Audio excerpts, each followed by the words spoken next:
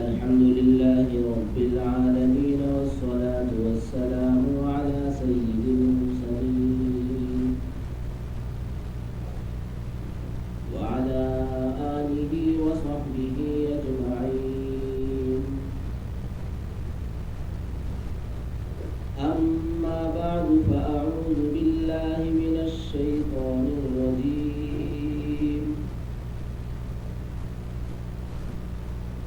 بسم الله الرحمن الرحيم.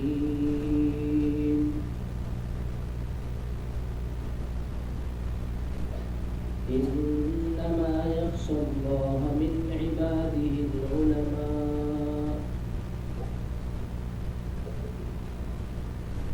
صدق الله مولانا العظيم.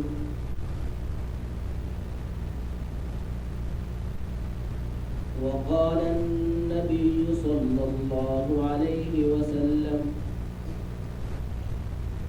طلب العلم فريضة على كل مسلم ومسلمة، أو كما قال عليه الصلاة والسلام.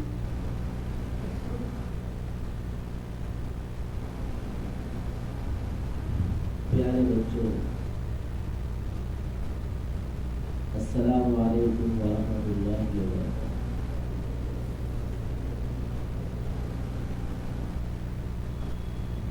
الحمدللہ آپ حضرات کے اس ادارے میں پہنچ کر بڑی خوشی ہوئی۔ اللہ تبارک و تعالیٰ کا شکر گزار ہوں کہ اللہ نے مجھے آپ حضرات کے درمیان بیٹھنے کا شرف بخشا۔ اس لیے کہ آپ حضرات اللہ کے بڑے پسندیدہ بندے ہیں۔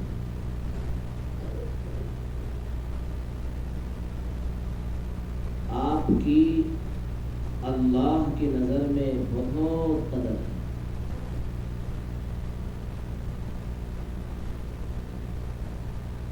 حدیث میں آتا ہے کہ جو شخص طلب علم کے لیے چلتا ہے، اللہ اس کے لیے جنت کے راستے آسان کرتے ہیں۔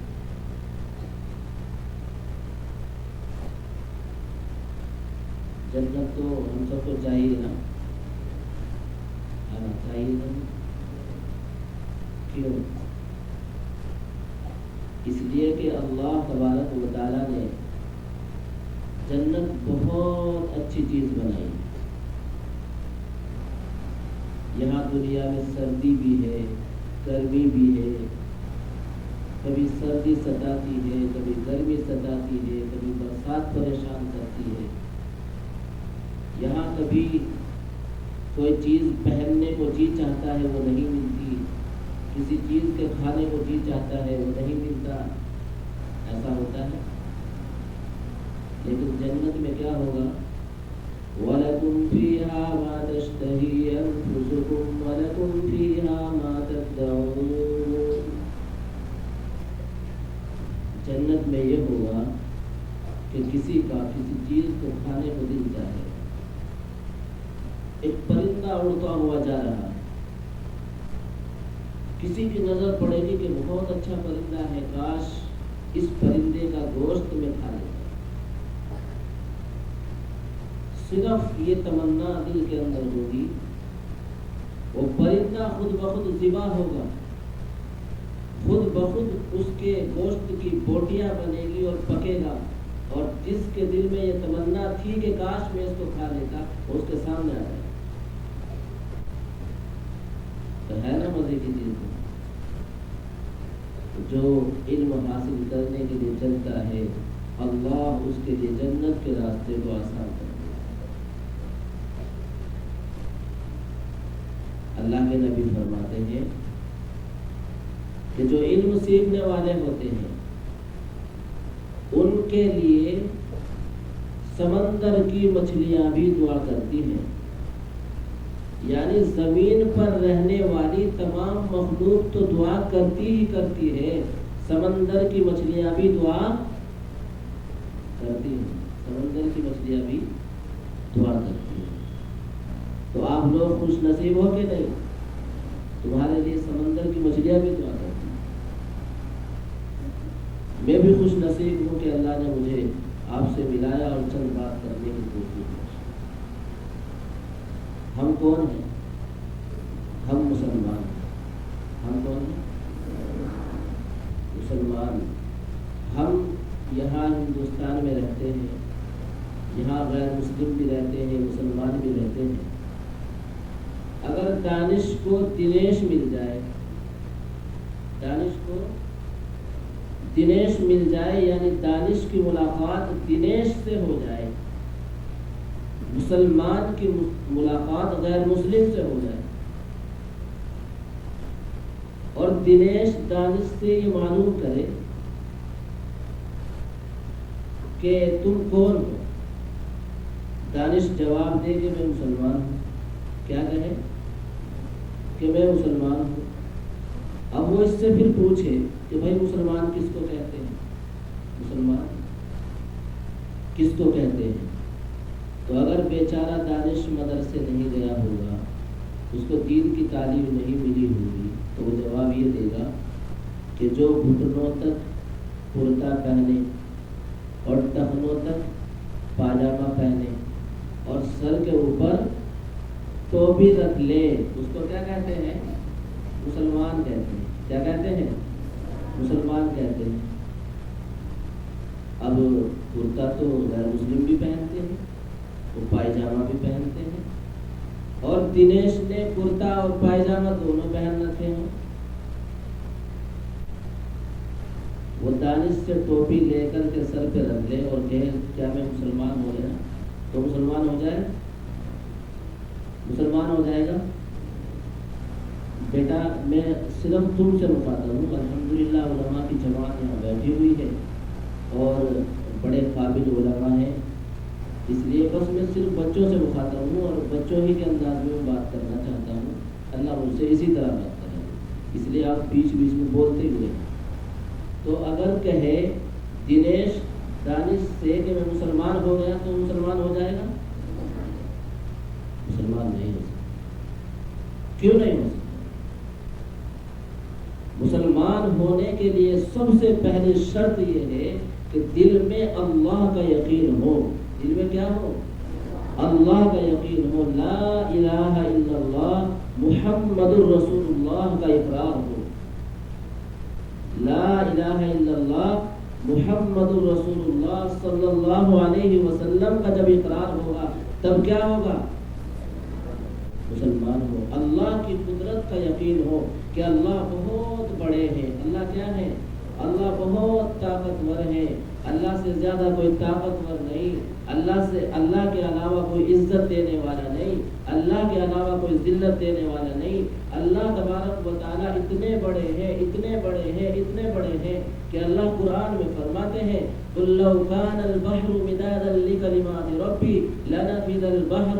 اگر ساری دنیا کے انسان مل کر کے، اگر ساری دنیا کے انسان مل کر کے اور ساری دنیا کے جنات مل کر کے اللہ تبارک و تعالیٰ کی بڑائی کو لکھنا چاہیں اور لکھنے کے لیے سارے سمندر کو روشنائی بنا دیا جائے، سارے سمندروں کو روشنائی بنا دیا جائے. دنیا میں سمندر کتنے ہیں پتہ ہے؟ یہ جو دنیا ہے، دنیا صرف 29% حصے پر بسی ہوئی ہے، ورنہ باقی 71% جو زمین کا حصہ ہے اس کے اوپر پانی ہی پانی ہے. اللہ فرماتے ہیں کہ اگر ساری دنیا کے سمندر روشنائی بنا دیے جائیں اور ساری دنیا کے درخت قلم بنا دیے جائیں اور ساری دنیا کے انسان مل کر کے اللہ کے بارے میں اللہ کی بڑائی کو لکھنا چاہیں تو ساری روشنائی ختم ہو جائے، سارے درختوں کے قلم ختم ہو جائے، سارے لکھنے والے اپنی کوشش کر لیں، نبی بھی ہو، ولی بھی ہو، فرشتے بھی ہو، सब अल्लाह की बड़ाई को लिखना चाहे, मेरा रब फरमाता है कि ये सारी चीजें खत्म हो जाएगी, अल्लाह की बड़ाई खत्म नहीं होगी, अल्लाह की बड़ाई खत्म नहीं होगी। तो इज्जत देने वाला कौन?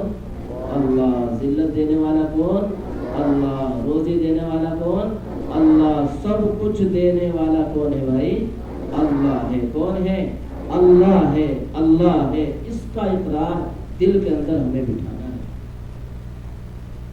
है ना, ये इकरार दिल के अंदर बिठाना है कि किसी से कुछ नहीं होता। किससे होता है? अल्लाह से होता है। एक बात।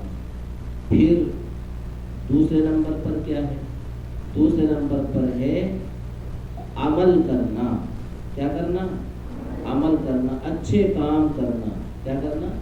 अच्छे काम करना। ये जो हमारा दीन है, दीन इस्लाम हमें क्या सिखाता है? दीन इस्लाम हमें सिखाता है इन्नल्लाह युहिब्बुत तव्वाबीन व युहिब्बुल मुततahhiरीन। हमारा दीन हमें सिखाता है कि अल्लाह पाक रहने वालों को पसंद करता है। किसको पसंद करता है? पाक रहने वालों को।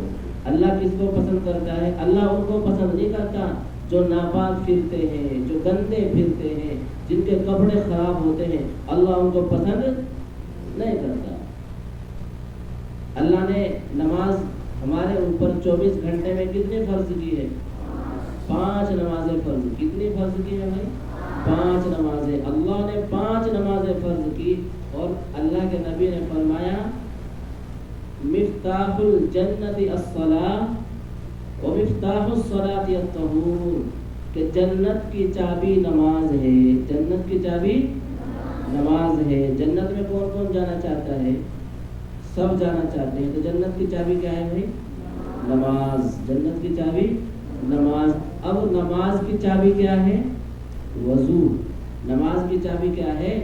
वजू। अब नीचे कर लो हाथ। नमाज की चाबी क्या है?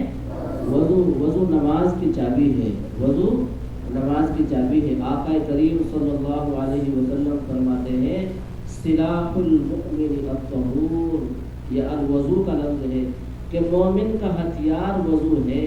मोमिन का हथियार वजू है। मोमिन का हथियार क्या है? वजू है। एक ईमान वाले को किसी भी वक्त बेवजू नहीं रहना चाहिए। किसी भी वक्त बेवजू नहीं रहना चाहिए, वजू से रहना चाहिए। जो बच्चे जो बच्चियां वजू से रहते हैं, अल्लाह तबारक व तआला की उनके ऊपर नज़र रहती है। अल्लाह के फरिश्ते उनकी मदद करते हैं। वो जब अपनी किताब लेकर, अपना पारा लेकर, अपनी कुरान लेकर बैठते हैं, उनके सबक जल्दी याद होता है। उनके सबक जल्दी याद होता है। इसलिए हर वक्त पाक रहने की कोशिश करें, साफ रहने की कोशिश करें। आज ये हाल हो गया कि अगर कोई ये पूछे, ये देखना चाहे कि मुसलमानों का महल्ला कौन सा है और गैर मुस्लिमों का महल्ला कौन सा है, तो उसको पूछने की ज़रूरत नहीं। उसको पूछने की ज़रूरत नहीं। बस जा करके ये देख ले कि गंदगी कहाँ है। जहाँ गंदगी मिलेगी वही मुसलमान मिलेंगे, वही मुसलमान मिलेंगे। तो गंदा रहना ये मुसलमानों की शान नहीं है। मुसलमानों की शान है पाक रहना। मुसलमानों की शान है पाक रहना। हाँ, बस मैं यही बताना चाहता हूँ कि मुसलमानों के काम क्या क्या है। और मुसलमानों का एक काम सबसे पहला अल्लाह का इकरार, फिर ये कि मुसलमान पाक और साफ रहे। मुसलमान क्या रहे? पाक और साफ रहे। मुसलमान का काम है खिदमत करे। मुसलमान का क्या काम है? खिदमत करे। मुसलमान का काम है इज्जत करे। छोटा बड़े की इज्जत करे, छोटा बड़े की इज्जत करे और बड़ा छोटे के ऊपर शफकत और रहम करे। बड़ा छोटे के ऊपर शफकत और रहम करे। हमारे जो उलमा गुजरे हैं, बुजुर्गान दीन गुजरे हैं, उन्होंने अपने बड़ों की बड़ी खिदमत की है। हत्ता कि उन्होंने गैर मुस्लिमों की भी खिदमत की है। किसकी? गैर मुस्लिमों की भी खिदमत की है। हज़रत शेखुल हिंद रहमतुल्लाह अलैह के बारे में आता है, एक बहुत बड़े अल्लाह वाले और आलिम गुजरे हैं, हज़रत शेखुल हिंद रहमतुल्लाह अलैह।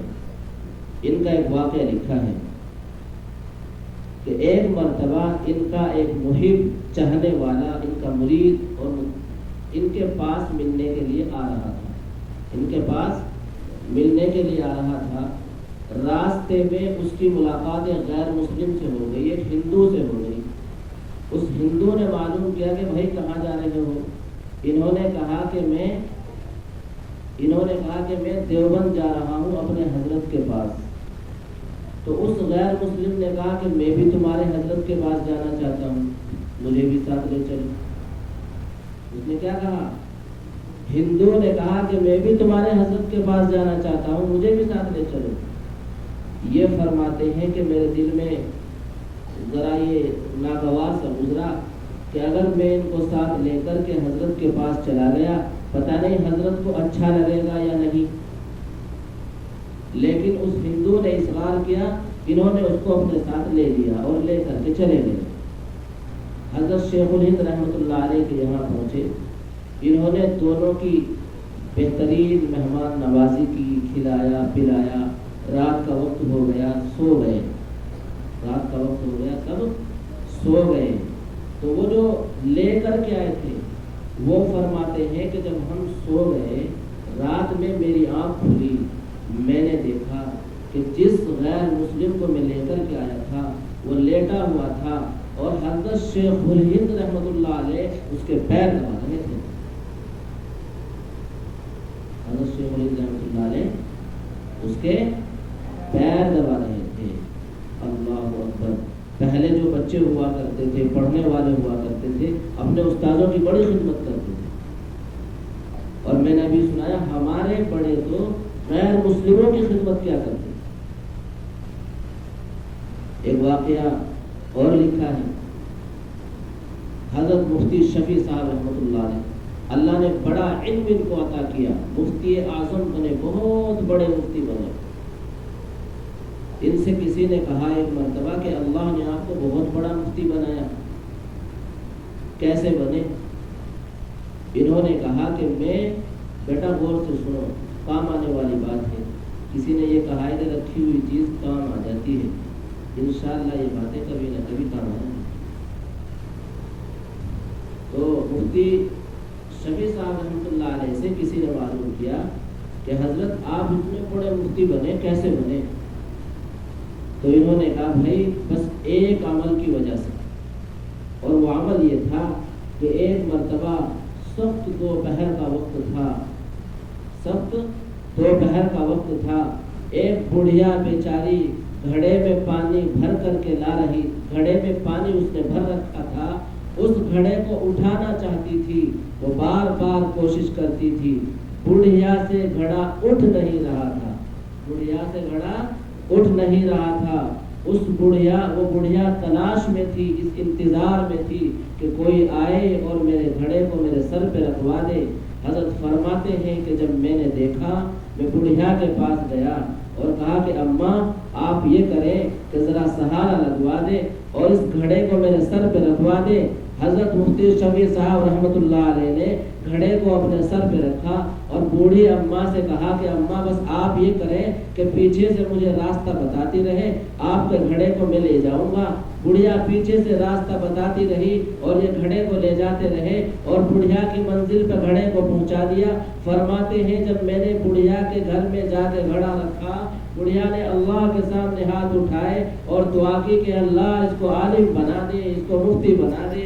بہت دعائیں مجھے دی، بس اللہ نے میرے دل میں یہ القاء کیا کہ جو آج میں اتنا بڑا عالم بنا اس بڑھیا کی دعا سے بنا، اس کی دعا سے بڑھیا کی دعا سے۔ بیٹا خدمت بہت بڑی چیز ہے، خدمت سے خدا ملتا ہے۔ خدمت سے کیا ملتا ہے؟ خدا ملتا ہے، اور جس کو خدا مل گیا اس کو اور کیا چاہیے؟ جس کو خدا مل گیا اس کو اور کیا چاہیے؟ جس کا خدا ہو گیا اس کا سب کچھ ہو گیا۔ ایک اللہ والے سے کسی نے پوچھا اور کہا کہ جی کیا حال ہے؟ کہا موج آ رہی ہے اور دنیا کا سارا نظام میری مرضی پہ چل رہا ہے، دنیا کا سارا نظام میری مرضی پہ چل رہا ہے۔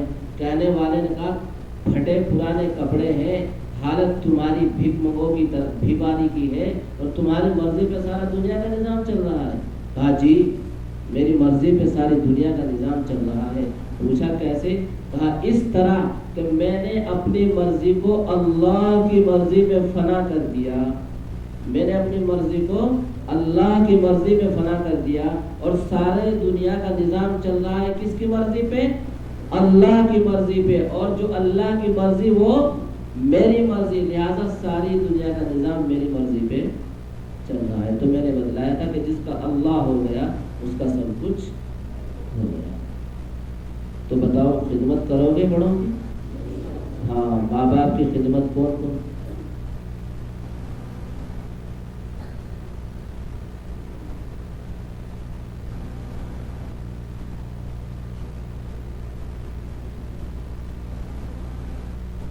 ہاں بھائی، تو خدمت کرنی ہے۔ کس کی خدمت کرنی ہے؟ اپنے بڑوں کی خدمت کرنی ہے، اپنے ابا کی خدمت کرنی ہے، اپنی امی کی خدمت کرنی ہے۔ آج حال ہی ہو گیا ہے، چھوٹے چھوٹے بچے ماں باپ کی نافرمانی کرتے ہیں، چھوٹے چھوٹے بچے ماں باپ کی نافرمانی کرتے ہیں، استادوں کو آنکھیں دکھاتے ہیں، استادوں کو آنکھیں دکھاتے ہیں، استادوں کے سامنے زور سے بول جاتے ہیں۔ یہ جو حالت ہوئی نا بیٹا، یہ حالت ابھی ہوئی ہے، پہلے نہیں تھی۔ یہ حالت پہلے نہیں تھی۔ پہلے کے جو بچے ہوا کرتے تھے وہ اپنے استادوں کا بہت ادب کیا کرتے تھے، اپنی ماں کا، اپنے باپ کا، اپنے استاد کا احترام کیا کرتے تھے۔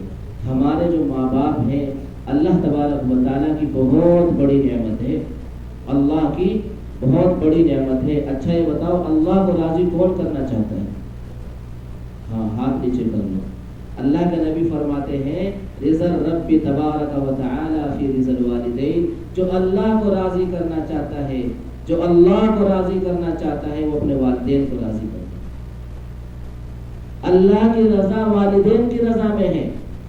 اللہ کے نبی فرماتے ہیں من سرہ ان یمد لہ فی رزقہ ویزاد لہ فی عمرہ فلیبر والدیہ ولیصل رحمہ، کہ جو بندہ یہ چاہے کہ اس کی عمر بڑھ جائے، اس کی عمر بڑھ جائے، اس کے کاروبار میں ترقی ہو جائے، تو اس کو چاہیے کہ اپنے والدین کے ساتھ اچھا سلوک کرے، اپنے والدین کے ساتھ اچھا سلوک کرے، اپنے رشتہ داروں کے ساتھ اچھا سلوک کرے۔